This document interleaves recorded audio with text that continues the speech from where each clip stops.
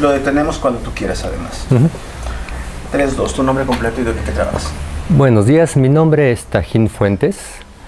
Actualmente soy director de la Asociación Civil Sendas, que tiene un trabajo ya en los últimos 15 años con gestión integrada de cuencas, aquí en el centro de Veracruz principalmente.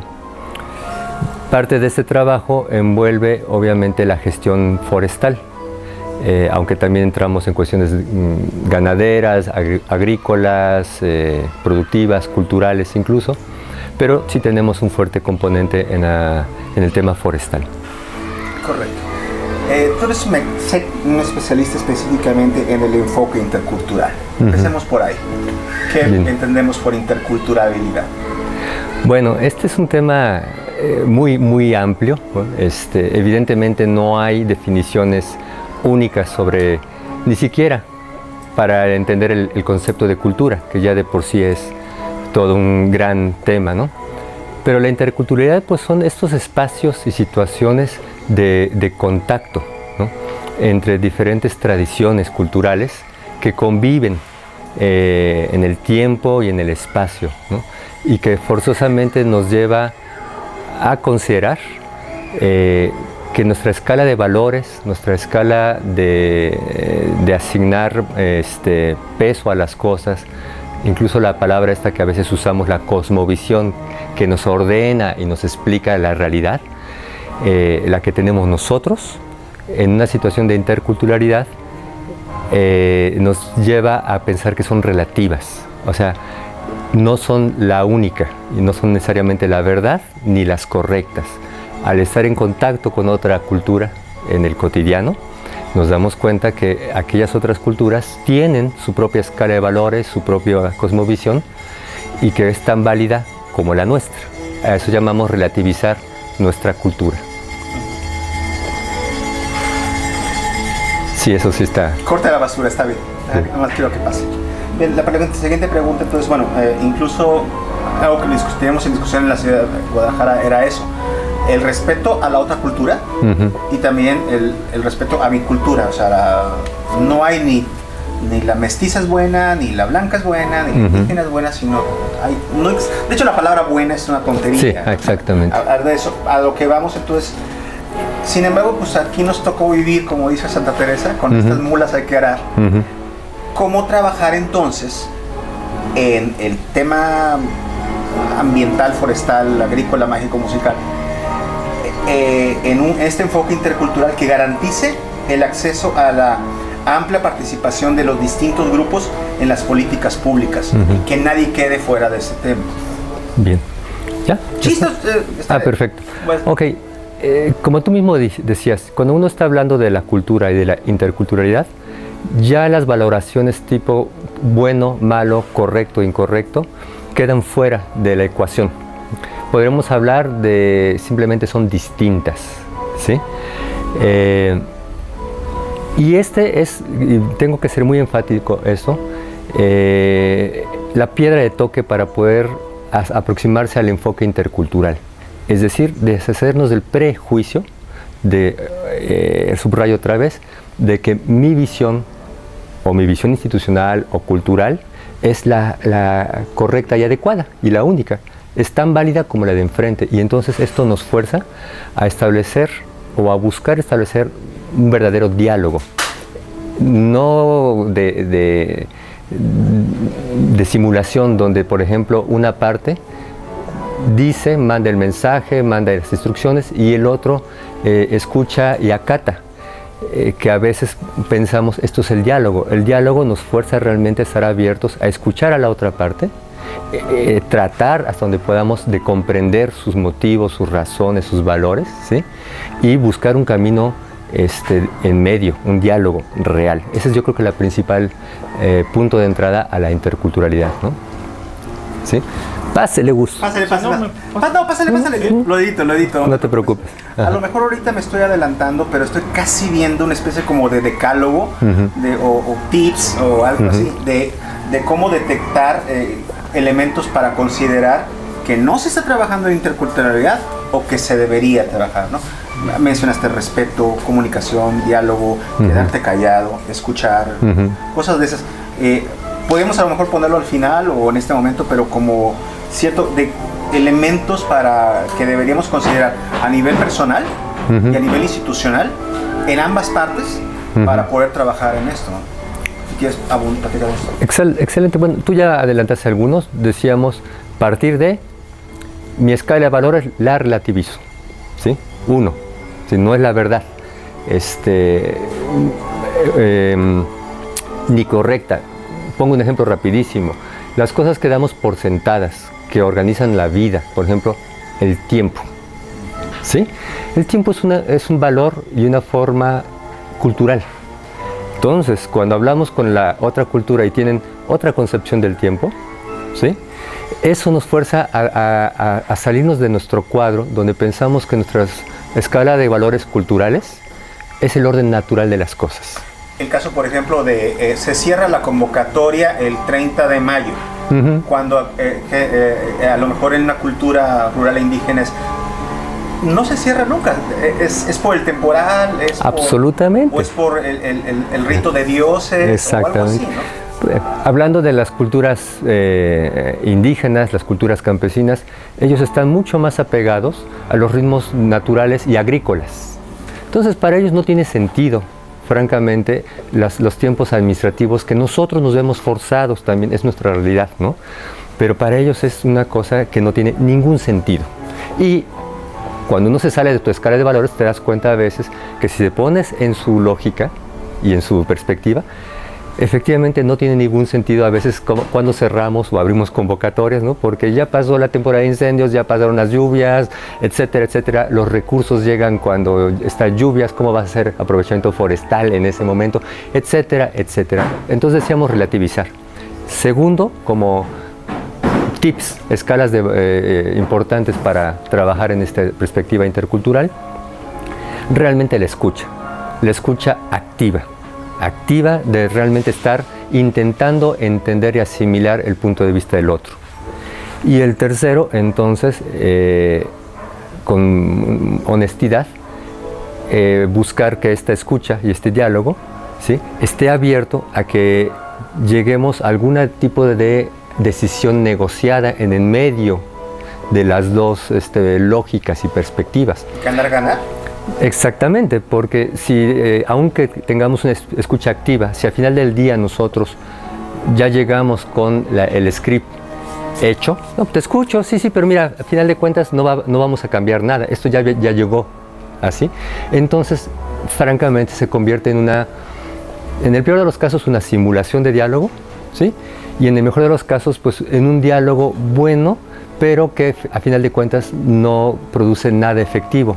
Y eso va cancelando, ¿sí?, el interés de la sociedad, quien sea, y en particular de pueblos indígenas, por dialogar, porque dicen, ¿para qué diálogo si al final de cuentas ya estaba decidido de lo que se esté hablando, ¿no? Tienes muchos años trabajando en este tema. ¿Has visto algún avance en las instituciones federales, municipales, estatales, de que se hayan desarrollado mecanismos para poder trabajar en este enfoque que tengan impacto en la atención de pueblos rurales, indígenas, afrodescendientes? Bueno. ¿O que podemos mejorar? Sí. Yo, bueno, además, durante muchos años trabajé en el sector público, ¿no? Entonces, y siempre un poco en ese ámbito rural, forestal, ¿no? Entonces, desde hace 20 años, este tema de la inclusión del diálogo intercultural, que antes no se llamaba así, pero era el mismo tema, ¿sí?, ha estado presente, ¿no? Y bueno, yo pienso ya que simplemente el hecho de que esté el tema sobre la mesa ya es un avance, ¿sí?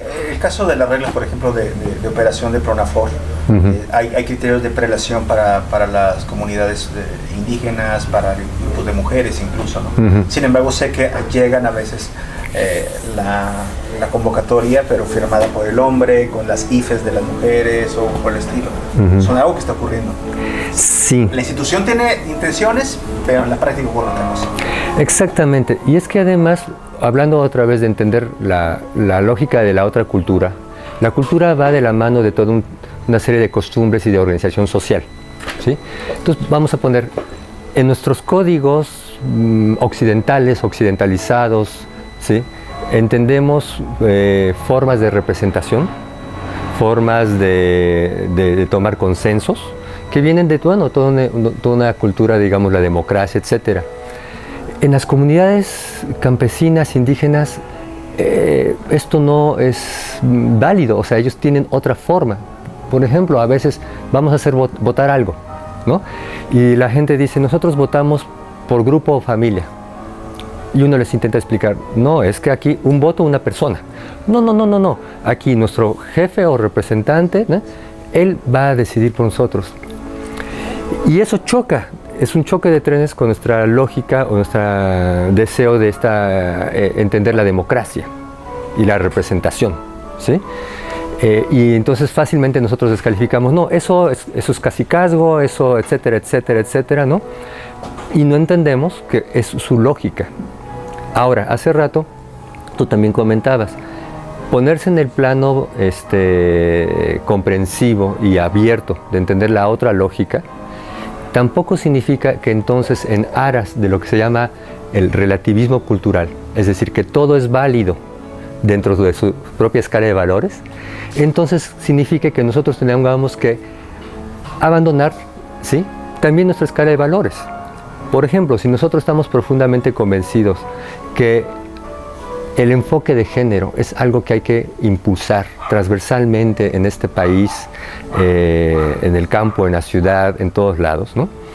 Entonces, tampoco quiere decir que las instituciones debamos decir, bueno, pues si en tal comunidad, en tal etnia, el asunto lo deciden los señores, ¿sí? Pues porque es válido en su código cultural, entonces así lo vamos a dejar, ¿sí? Es un diálogo complejo. Es un diálogo complejo, ¿no? Y se complica en México porque tenemos cerca de 300 y tantas etnias diferentes, culturas diferentes, lenguas diferentes. O sea, sí. el tema es mucho más... Pienso en Panamá, que tienen básicamente como 4 etnias, 5 etnias. Pero aquí Dios nos dio ¿sí? multiculturalidad y interculturalidad, ¿no? Exactamente. Entonces, para cerrar un poquito el tema que estaba hablando, yo creo que cuando se habla, por ejemplo, de formas de representación y formas de toma de decisiones, no hay una fórmula aquí, Carlos, ¿sí? Pero sí la invitación a las instituciones a decir, no descalifiquemos de entrada la forma en que la comunidad tiene para tomar decisiones y para nombrar representantes, ¿sí? No, tampoco es una invitación a críticamente decir, bueno, así lo hacen y automáticamente nosotros damos por válido eso. Creo que también se vale y es importante que las instituciones promovamos los cambios razonados, analizados, que creemos que hay que seguir impulsando, ¿no?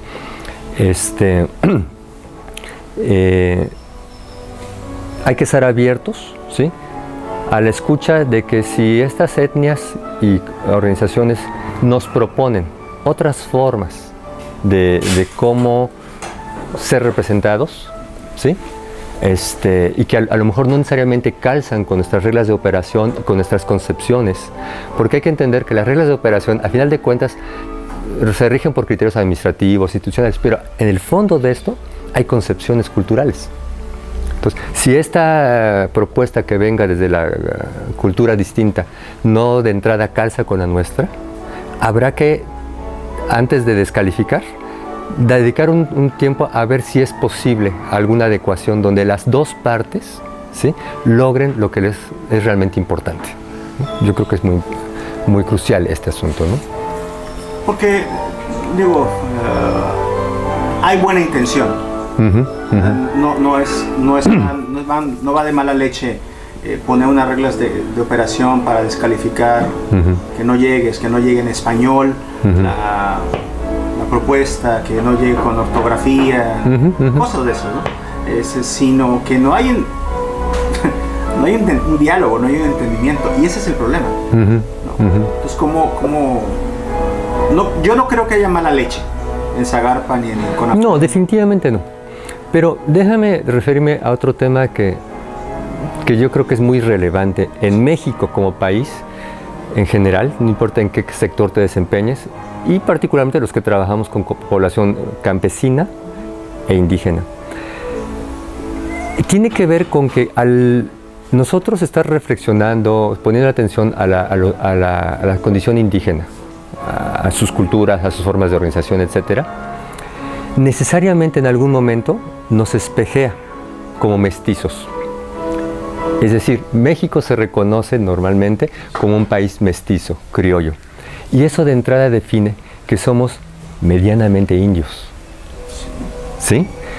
Pero solemos, en esta búsqueda de definir las identidades, ¿sí?, uno a veces necesita como claridades, busca claridades. Entonces tendemos a buscar poner una raya, intentar delimitar una raya nítida, de decir, los de allá, de aquí para allá, son indios, de aquí para acá somos mestizos, sin entender que la condición mestiza es ya una mezcla de cultura, de raza, entre lo europeo y lo indígena.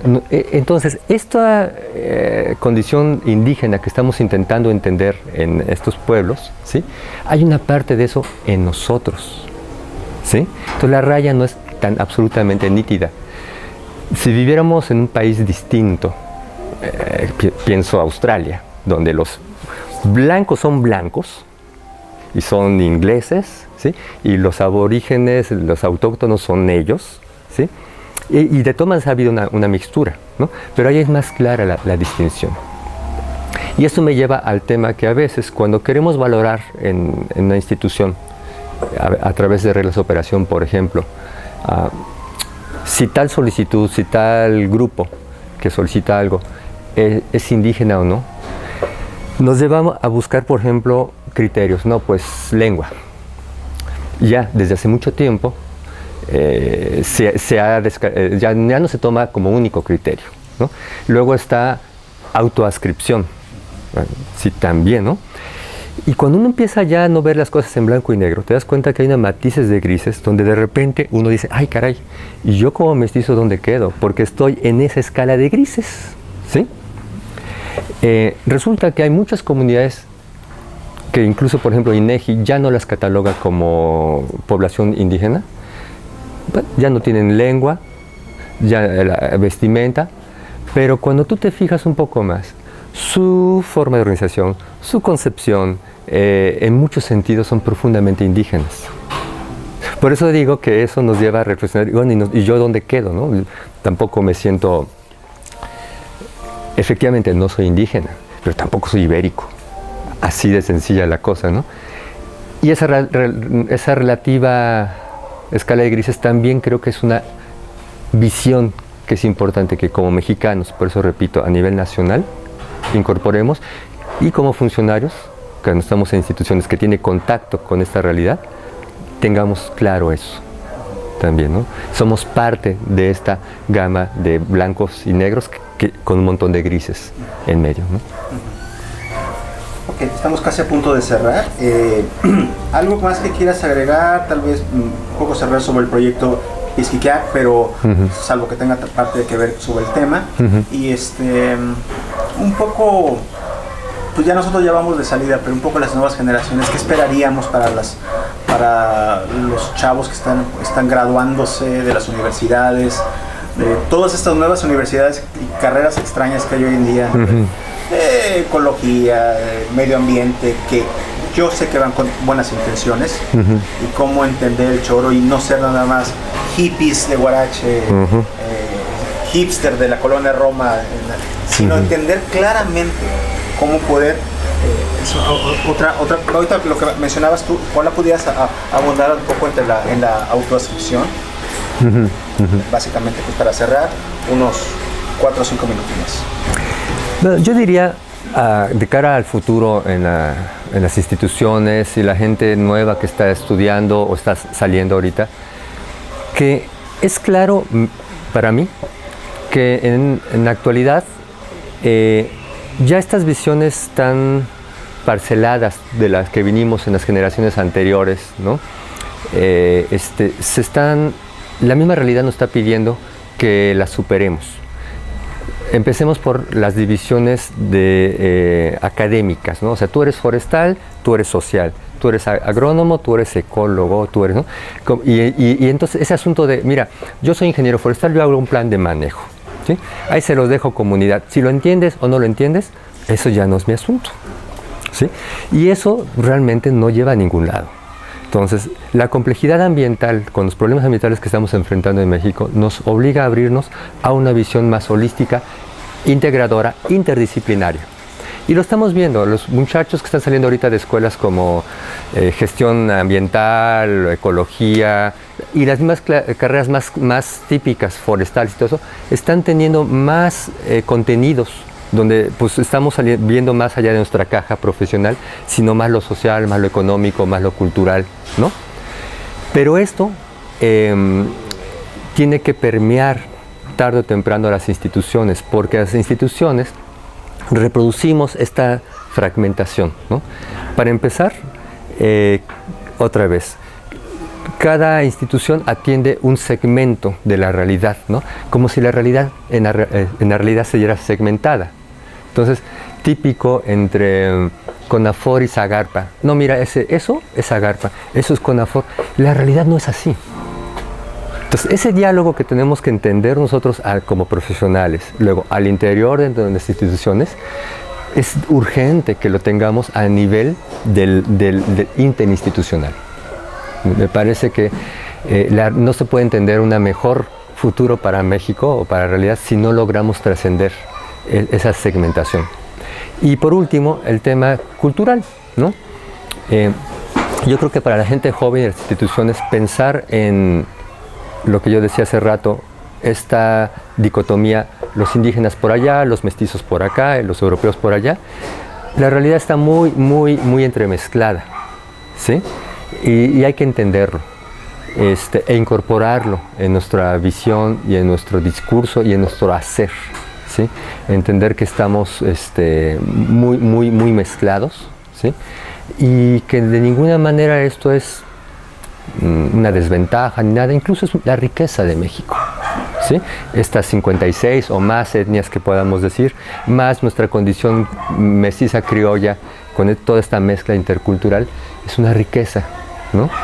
Y en el pasado creo que ha habido visiones que ven eso como, híjole, pues atrasado, obstáculos para que el país salga adelante, etcétera. No. Cierro con esto. Creo que hay pueblos indígenas, personas y grupos que hoy en día están entendiendo que ser indígena, conservar tu identidad y tu orgullo y tu tradición indígena, no tiene nada que ver con estar mirando al pasado. Hay mijes, hay zapotecas que están más en el siglo XXI que tú y que yo, ¿sí? Por muchas razones, porque emigraron a Los Ángeles, están en la sierra ahorita mije, con una tablet, ¿sí? Y están empezando a esta interculturalidad, pero del siglo XXI, ¿no? Entonces a veces los mestizos somos los que pensamos que ser indígena es estar mirando al siglo XIX o antes de la conquista. Hay indígenas que están 2 pasos adelante de nosotros, ¿sí? Y tenemos que entenderlo nosotros, ¿no? Para dejar de pensar como funcionario público, que cuando voy a ver indígenas necesariamente estoy hablando con gente que hay que sacarla del pasado para adelante. Muchos de ellos ya se nos adelantaron, ¿no? Corte.